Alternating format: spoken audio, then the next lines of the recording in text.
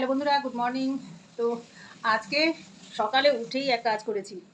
এত কালকে থেকে না মুখের এই জায়গাটা দিয়ে খুব চুলকাচ্ছিল, খুব মানে জ্বালা জ্বালা করছিল। জ্বালা জ্বালা করতে করতে তা ভাবলাম কি যে কেন কি জানি, হয়তো লঙ্কার হাত টাত লেগেছে, কিন্তু লঙ্কা তো লাগার কথা না, রান্না টান্নাও কিছু করিনি। তা লাগলো কোথা থেকে? এই জায়গাটা আর এই জায়গাটা খুব মানে জ্বালা জ্বালা করছিল। তারপরে যে ওই যত হরেক মাল চুলালা সব এসে গেছে এখন। আমি ভিডিও করতে গেলেই এরা চলে আসে, বই খাতা পেপার। তো দেখো, তা খুব জ্বলছিল। তা রাত্রে তাও শুলাম। তা সারা রাত না বেশ ভালোই জ্বলেছে, একটা অস্বস্তি লাগছিল, ঘুম আসছিল না কিছুদিন। তারপরে কি করলাম, কোনো রকমে তো রাতটা গেল। এবার সকালবেলা উঠে গাছের নিম পাতা আছে আর ঘরে হলুদ আছে, দিয়ে কাঁচা হলুদ নিম পাতা বেশ করে ডোলে মাখলাম। মাখার পরে তো না, সকালে ঘুম থেকে ওঠার পরে এবার মুখটা ফেস ওয়াশ দিয়ে ভালো করে ধুয়ে তারপর বোরোলিং লাগালাম। বোরোলিং লাগানোর পরে দেখছি বিড়বিড় বিড়বিড় করে না সমানে চুলকাচ্ছে, মানে এমন একটা চুলকাচ্ছে আর শরীরের মধ্যে একটা কেমন অস্বস্তি মানে লাগছে। তারপরে মাথার বুদ্ধি আসলো যে বাড়িতে তো নিম গাছ আছেই আমার, তাই একটু নিম পাতা কাঁচা হলুদ মেখে দেখি কী হয়।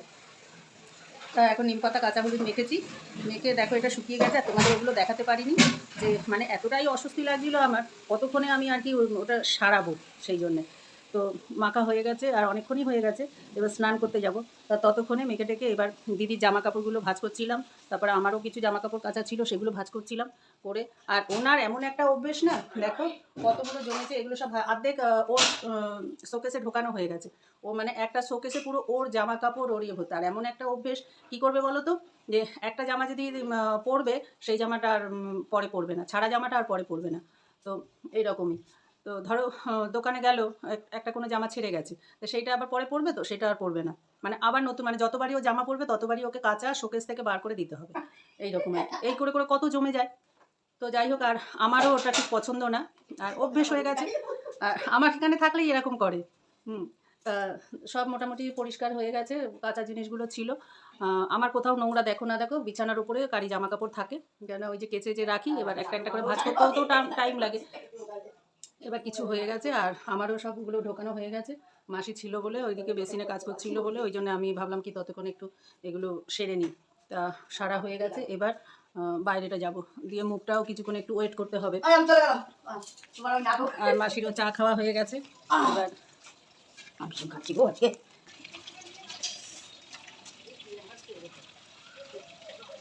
এখন হাসি পাচ্ছে, একটু আগে সে মানে আমি ভয় পেয়ে গেছিলাম যে এই মনে হয় শ্বাস বন্ধ হয়ে মরে টরে গেল নাকি। তারপরে বাধ্য হয়ে তাড়াতাড়ি করে পিঠে চাপড়িয়ে পিঠ দড়ি দিলাম, মাথায় থাবা দিলাম, মানে চা আর পাউরুটি খাচ্ছিল তাই। এবার খেতে খেতে আর প্রচণ্ড কথা বলে না। নিম পাতা কাঁচা হলুদ তো মেখেছি। এবার ভাবছি কি, এখনও কিন্তু জ্বালা ভাবটা কমেনি। এবার ঠান্ডা জল দিয়ে ভালো করে একটু ধোবো, ধুয়ে তারপরে ভাবছি কি যে এবার অ্যালোভেরা লাগাবো। তো বাড়িতে যত রকম গাছ আছে সবগুলোকে একবার করে ট্রাই করে দেখবো কী হয়। তো মুখ তো যদিও তা অন্য কিছু হাবিজাবি ক্রিম ট্রিম আবার দেওয়া যাবে না কী থেকে, আর এগুলো প্রাকৃতিক জিনিস, তো এগুলোতে সেরকম একটা অসুবিধা হবে বলে মনে হয় না। আর লোকের বেলা ট্রিটমেন্ট করা যায়, নিজের জন্য কিন্তু কোনো ট্রিটমেন্ট করা যায় না, তখন একটা দিশাহারা হয়ে যায়। আর দেখবে ডাক্তার যেমনি নিজের ঘরের রুগীকে নিজে সারাতে পারে না, অথচ বাইরে শত শত লোককে একটু সারিয়ে দিচ্ছে। তো সব কিছুই এরকম একটা ব্যাপার হয়, লোকেরটা কিন্তু বলতে পারি, কিন্তু নিজের বেলায় কিন্তু সেটা হয় না। তো দেখো অ্যালোভেরা গাছটা কিন্তু অনেক বড়ই হয়ে গেছে আর অনেকটাই বেশ হয়ে রয়েছে। তো এখান থেকে এবার ভাবছি আর একটা ডাল ছিঁড়বো, সেটাও কিন্তু মায়া লাগে।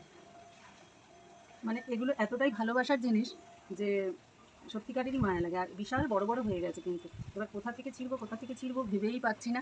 তো এই ডালটা একদম গোড়া থেকে যেটা সেরকম দেখে নিই।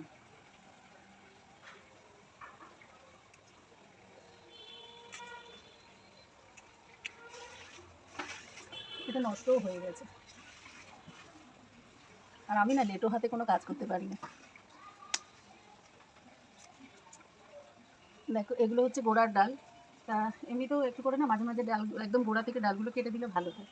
তো আমি আর সেটা করি না, অন্য গাছের যেমনি যত্ন করি, তো এগুলোর আর সেটা হয়ে ওঠে না। আর এই যে ছিঁড়লাম তো এইভাবেই পড়ে থাকবে, কবে যে এটা শেষ হবে তার ঠিক নেই কিন্তু। আর এবার অ্যালোভেরা নিয়ে নিলাম। অ্যালোভেরাটা নিয়ে, আর অ্যালোভেরা না ডাইরেক্ট দিতে নেই, তো সেই জন্য একটু সামান্য জল নিয়ে নিয়েছি।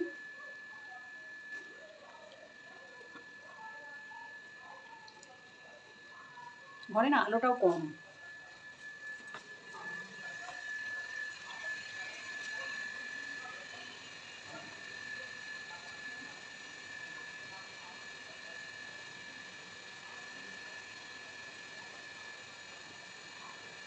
বাড়িতে যা যা গাছ আছে সব গাছ একটু করে বেটে বেটে লাগাই।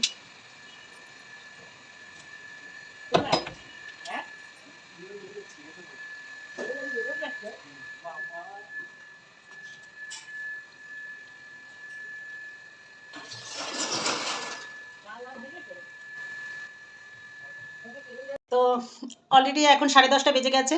এবার আমরা রান্নাবাড়ি দেখো সবই হয়ে গেছে। আজকে সকাল সকাল করে নিয়েছি। দিদি যেহেতু স্কুল ছুটি ছিল, তো ওই জন্যে দিদি যতক্ষণ ঘুমাচ্ছিল ততক্ষণ প্রচুর কাচাকুচি সব করেছি। সেগুলো করে ঘর দুয়ার সব সেরে টেরে তারপরে বাড়ির সামনেই একজন মাছওয়ালা এসেছিলো, তো ওখান থেকে মাছ নিলাম। এই মাছটা নিয়েছি, এটা 45 টাকার মাছ হয়েছে, একটা মাছ নিয়েছিলাম। তো যাই হোক, এটা আমাদের হয়ে যাবে। আর এক সপ্তাহ বেশি হয়ে গেছে যে আজকে রান্না করলাম, এক সপ্তাহ বেশি হয়ে গেছে আজকে রান্না করলাম। আর নাইলে এই হোটেল এখান ওখান করে খেয়ে নিই। আর দিদি যখন থাকে, দিদি যদি থাকে তো রান্না করতেই হয়, কিছু করার নেই। ওকে তো আর না খাইয়ে রাখতে পারি না। দিদি থাকলে আলিশিও লাগে না, আর দিদি যদি না থাকে তখন কি হয়, আলিশি লাগে, তখন আর ইচ্ছা করে না যে রেঁধে খাই। তো ওই জন্যে। আর দেখো দিদিরও স্নান টান করে খিদে পেয়ে গেছে, খুব খিদে পেয়ে গেছে না দিদি? সব আলিশিগুলো আমার গায়ের ওপর ঝাড়ছে যাতে আমি কুড়ে হয়ে যাই। তো দেখো বন্ধুরা, সব আলিশিগুলো আমার গায়ের ওপর ঝাড়ছে। আর এতক্ষণ স্নান টান করে বাইরে বসেছিল, হ্যাঁ কি বাইরে বসেছিল যে আমি একটু বসো, ততক্ষণ আমি পুজোটা দিয়ে সেরে নিই। এত খিদে পেয়ে গেছে, এত খিদে পেয়েছে। তুমি বলছিলে যে আমার খিদে পেয়ে গেছে, ওইটা না, ওই যে যেটা বলছিলে আমাকে মনে পড়ছে না, ভুলে গেলাম। ভুলে গেলাম। এই মাছটা দেবো তোমাকে? এটা কি? আর এটা মাথা। মাথা, মাথাটা দাও। এটা দাও। এটা হচ্ছে মাথা। দিদি মাথা খেতে ভালোবাসে, আর নিজে নিজে দুটোই দাও। এই দুটোই খাবো। এই দুটোই খাবে? আচ্ছা ঠিক আছে।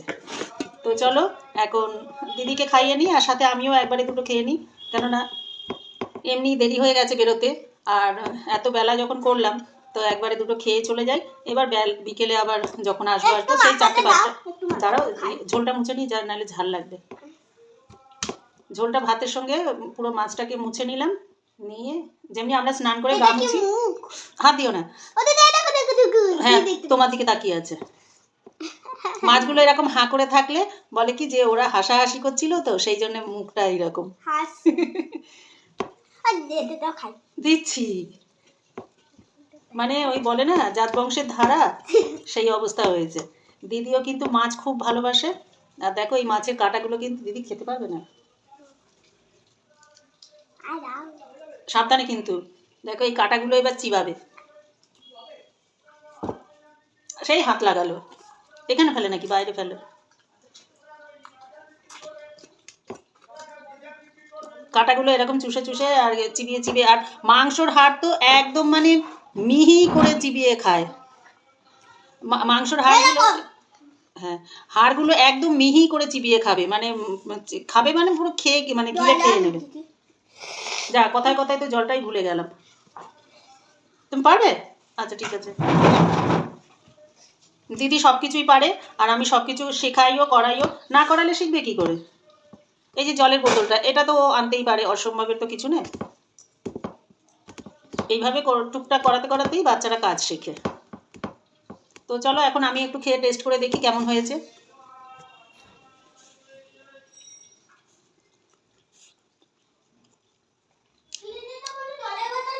না, জলের বোতল ফ্রিজে রাখিনি, তোমার দাঁতে ব্যথা করবে ওই জন্যে। আজকে একটু ঝাল ঝাল মতন হয়েছে তো ওই জন্য।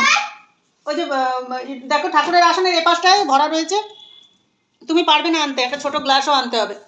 তুমি এত খিদে পেয়েছে করছো, আমি ভুলেই গেছি। ঘি তো একদম শুকিয়ে গেছে।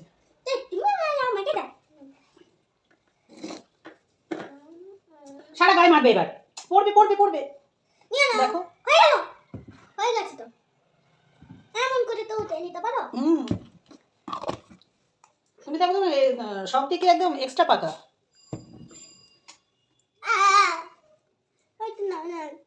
কোনটা? আচার? দেখো এর মধ্যে আবার আচার লাগে ওনার।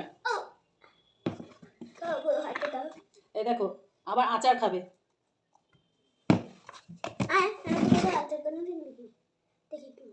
এই দেখো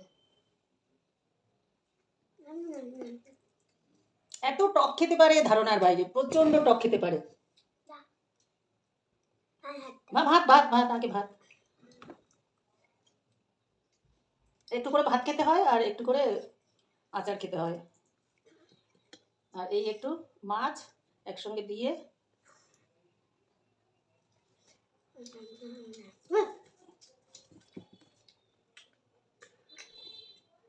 কাটা নাকি?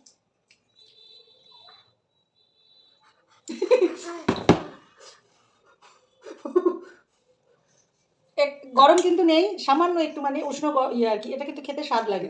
তা ওকে এরকমই করতে হয়, ও মুখে ভাত দেবে আর আমি ফুল দেবো।